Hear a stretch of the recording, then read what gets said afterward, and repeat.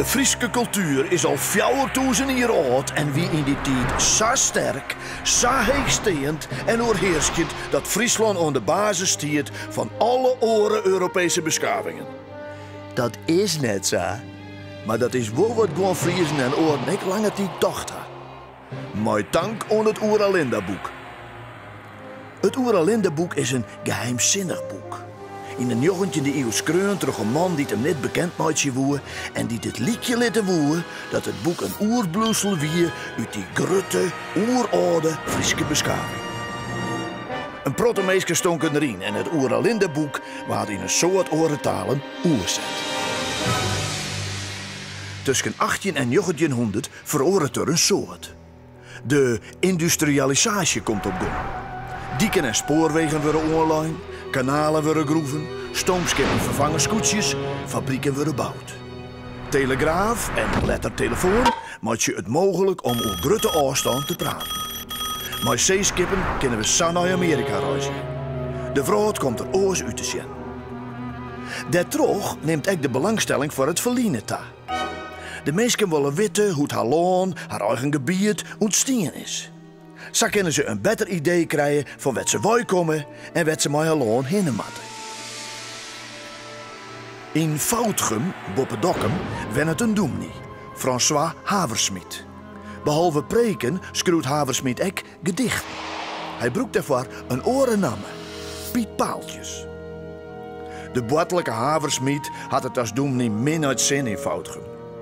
De mensen moeten niet volle haaf van zien vrijzinnige preken, zien vrije uitlees van de Bijbel. De Foutgemers jaren liever dat de Bijbel van begin tot eind uit niet oors bestiert als de weerheid. Doemnie Haversmit besluit een driest experiment aan te gaan. Hij maakt het een geschrift dat er onder de mensen brengen wil, zonder zijn eigen namen daarbij te nemen. Het moet een mengsel worden van godsdienst en Friese geschiedenis. De bedoeling is dat de lezers het verhaal eerst leeuwen, maar gaandeweg ontdekken zullen dat het net echt is. Dan zal hij, François Haversmit, van het lucht komen en de mensen uitlezen dat het maar de Bijbel correct zo is. Die moet hij ook net letterlijk nemen, zo zullen dan zitten. In het boek wordt het verhaal beschreven van het opperwijzen Vralda, die 3 oermemmen creëert. Een van haar is Freya, de mem van alle Friesen. De band van Freya die vocht je om raak met de band van de orenvolksmemmen. Ze verliezen de slag en Hardenriek, dat eerst heel Europa beslacht, wordt heel dit lietser. In Saalieker nog het jaar 0 is er net meer oer als de Sint-Wurgen provincies Friesland en Greensland. Deze Friesen hebben exact dezelfde opvatting over het geloof als Haversmit zelfs.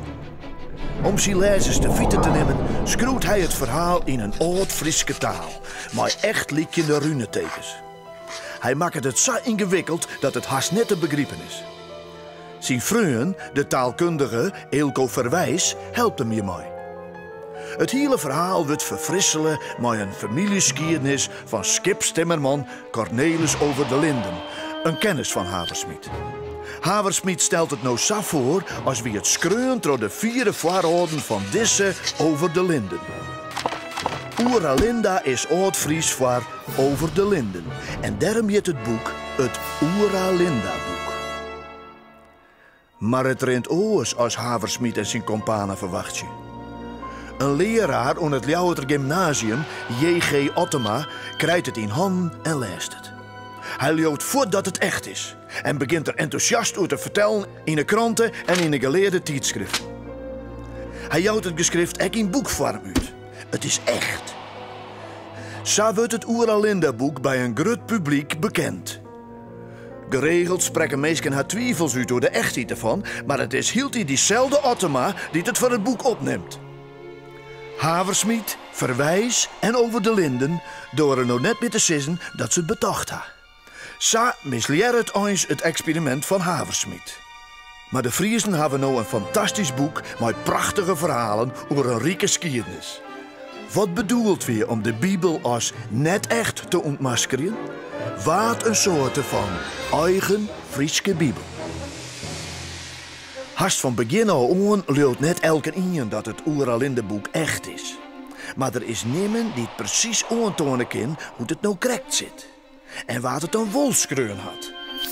Zo krijgt het boek een soort van geheimzinnige status. Mensen leeuwen ervan wat ze leeuwen willen. En sindswurg ben er altijd nog discussies over de echtheid ervan. Het is wel duidelijk dat Haversmiet, alias Piet Paaltjes, de dierder is.